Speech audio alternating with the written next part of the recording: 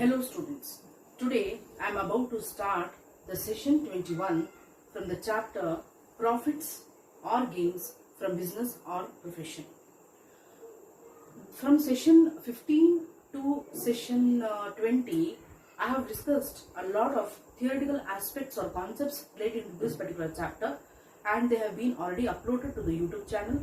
So I request you all to please visit my channel, watch the videos and learn from those videos about the theoretical aspect from this particular chapter.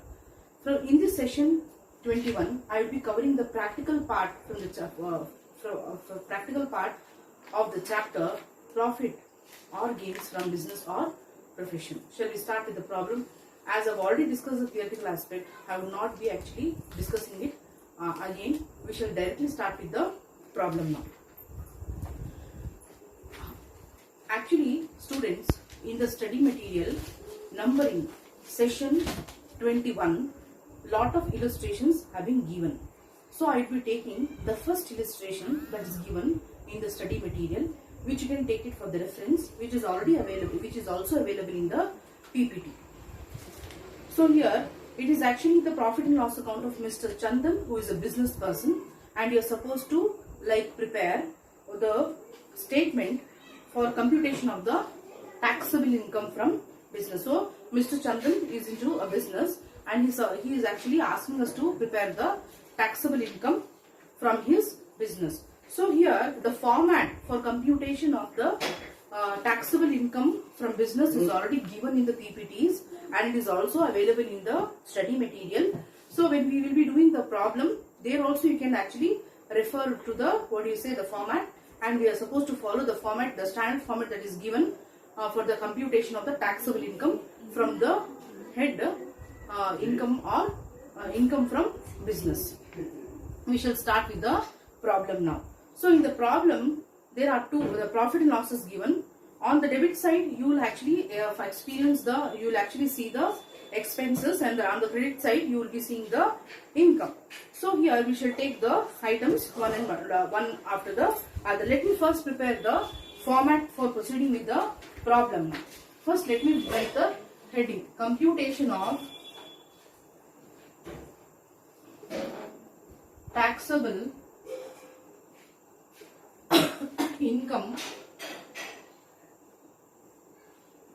from business.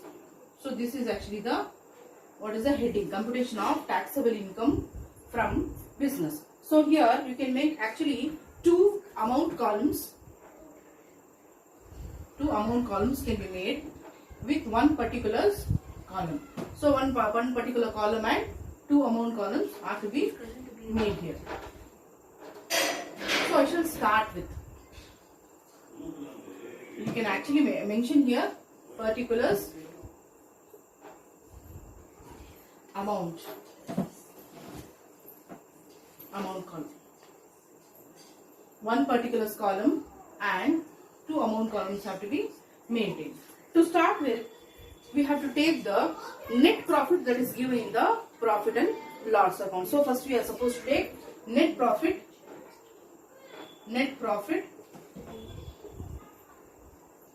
as per or according as per the profit and loss account. So what is the net profit that is given in the profit and loss account? 88,000.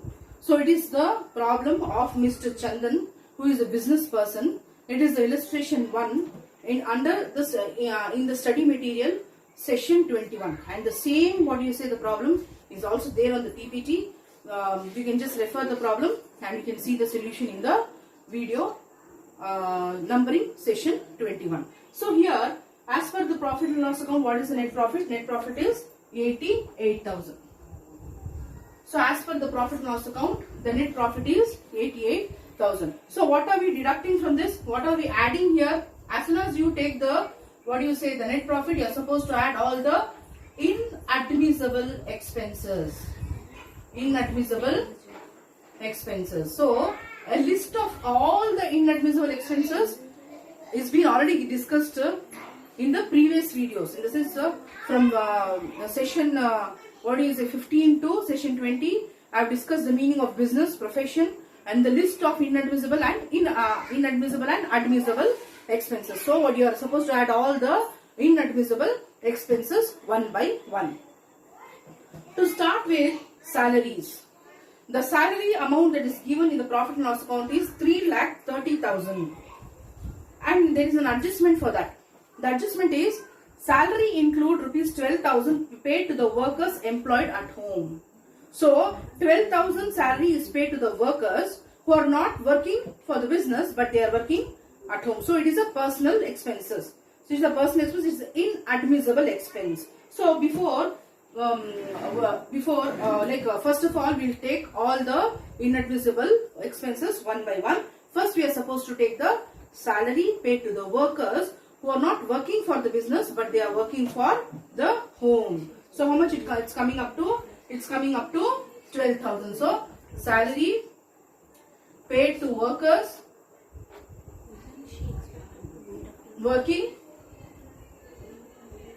for home. So it's coming up to 12,000 rupees. So 12,000 rupees is the salary for the workers who are working at home. So then you have the next adjustment is relating to the office expenses. Is the second item in the profit and loss account. Office expense, as you all know, it is actually expenses relating to the business. So it is not supposed to be taken. Then you have depreciation. So depreciation is also not to be taken here in case of inadmissible expenses. We will talk about that under admissible expenses. Then you have GST. GST relates to the business. Then you have legal expenses. Again, you can see here regarding legal expenses, there is one adjustment. The legal expense given in the profit and loss account is 16,000. And the third adjustment in the problem tells that legal expenses include rupees 2,000 paid to the lawyer in connection with the personal case. So 2,000 is paid to the lawyer with respect to the personal case. So legal expenses. Second one is legal expenses. How much it is? 2,000 rupees paid for personal case. So legal expenses, you can write in the bracket personal case. Personal case. Personal case. Then you have income tax. So then you have income tax. So income tax is actually the tax paid on the personal income. It is not the corporate tax. So how much is income tax? Income tax is 14,000. Income tax is 14,000, which should be taken here. Income tax. Income tax is 14,000, which is a personal expense which has to be taken. Then you have two expenses on acquisition of patent rights. So 24,000 is the expenses incurred towards the acquisition of patent rights. Patent rights, acquisition of the patent rights is a capital expenditure. It is a capital expenditure and it should not be taken in the profit and loss account. On the debit side of the profit and loss account, you will be seeing only the expenses. On the credit side of the profit and loss account, you will be seeing only the incomes. Because the capital expenditure is shown on the debit side of the profit and loss account, you are not supposed to take it. Thereby, you are showing it as the inadmissible expenses and you are adding it to the profit. So here, purchase of patent rights. Purchase of patent rights, expenses incurred is 24,000. So 24,000 is incurred towards the patent rights. Then you have repairs. Repairs, there is no mention whether it is for personal or something like that. So we can consider that as a repair expenses incurred for the business purpose. Then you have donations. Donation is again personal, which has been added to the which has been taken as expenses on the debit side of the profit and loss account. Thereby, it is treated as inadmissible expenses. Donation is a inadmissible expenses. So how much is the donation? Donation is 4,000. Then you have provision for bad debts. So the provisions are not to be shown on the debit side of the profit and loss account because you are showing only the expenses. Provision is not an expenses. Provision is something which you provide for the future. So expense is different and provision is different. Thereby, provision for bad debts is also treated as inadmissible expenses. So provision for bad debts. How much is the provision for bad debts? Given in the problem, it is 6,000. So 6,000 is actually the provision for the bad debts. That is also debit. Then you have next one, general expenses. Okay. So here what they have mentioned about general expenses, the amount mentioned in the the debit side of the profit and loss account, the general expenses amount is 24,000, which is mentioned on the debit side of the profit and loss account. And the adjustment what they are saying is that there is a fourth adjustment. General expenses include rupees 8,000 as contribution to the staff welfare fund. So that is supposed to be added back to the net profit. So then you have, what you have is contribution to staff welfare fund. So contribution to staff welfare fund is how much? It is 8,000. So here all these are the maximum inadmissible expenses that has to be taken, and the total of that is coming up to 70,000. So what are we doing here? We are adding up this 70,000 to the profit given as per the profit and loss account. The profit given as per the profit and loss is coming up to, when you are adding it up, it's coming up to 1,58,000. So 1,58,000 is actually the totaling up of amount. So what you are taking? You are taking the net profit, adding up all the inadmissible expenses which are not allowed on the debit side of the profit and loss account. So which are the expenses, which are the things which are not treated as expenses are supposed to be added to the net profit. Then you are supposed to deduct the admissible expenses. Admissible expenses needs to be deducted. So we shall take the admissible expenses one by one. Then you have what are these admissible expenses? First is here, when you have bought the patent right, which is a capital expenditure, you have to provide for its depreciation. So here depreciation on the patent rights. Now in the bracket they have told you that half of rupees 48,000 being cost of patent rights acquired on 15/12/2018. So here, what is the period coming up to? It's coming up to, so here what they are mentioning is that half of the 48,000 rupees being cost of patent rights acquired on 15/12/2018, and regarding the patent rights, they have mentioned that we are supposed to provide the depreciation for the same. Depreciation on patent rights. Patent rights amount of amount is 48,000 full amount, which is spent on acquiring the patent right. For that you are supposed to provide 25% discount, and half of it has to be taken. In the inner column you can keep it depreciation on the patent rights. Next you have depreciation of rupees 6,000 being unabsorbed depreciation for the early years, and it is not recorded. So depreciation is given, and there is some depreciation which is unabsorbed. Understood? So which is not recorded also, that has to be shown here as unabsorbed depreciation. Unabsorbed depreciation belonging to the previous year, it's coming up to 6,000 rupees. Then again here you are again deducting, after this you are deducting the non-business and tax free income which are credited to the profit and loss account. So after adding inadmissible expenses and deducting the admissible expenses, you have to further deduct the non-business and tax-free income which are credited to the profit and loss account. Let's come to the right hand side of your profit and loss account. That is where the incomes are shown. In the income side, you can see that gross profit is given, and then you have dividends to the extent of 6,000. Before dividends, you can see bad debts recovered. So bad debts recovered is 20,000. So here, out of the 20,000, you have already shown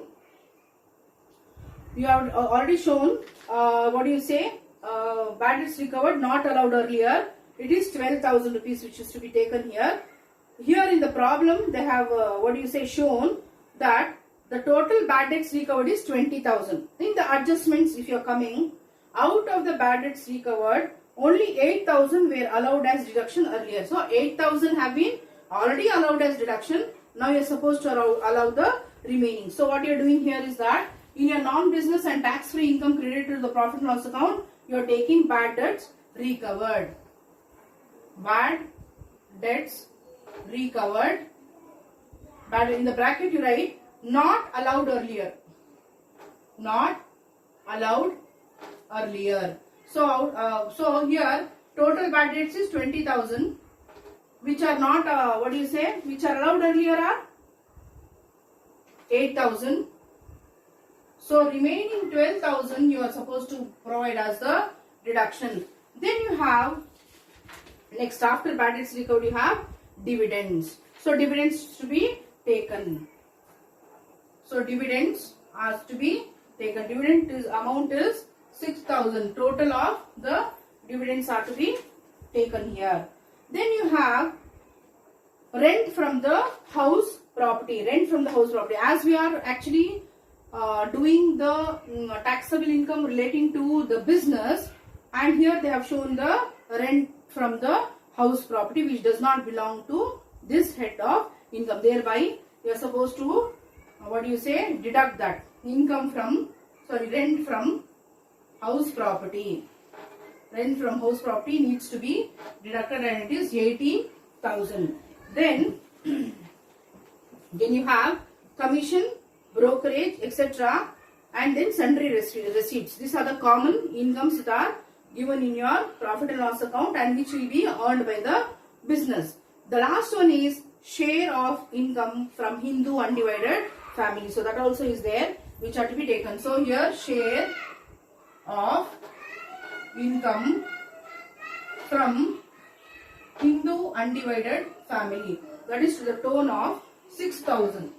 So you are adding up everything now, it is coming up to 54,000. So the total admissible expenses and non-business and tax-free income credited to profit and loss account is totaling up to 54,000. Then after deducting that you are getting 1,04,000. So this is your taxable income.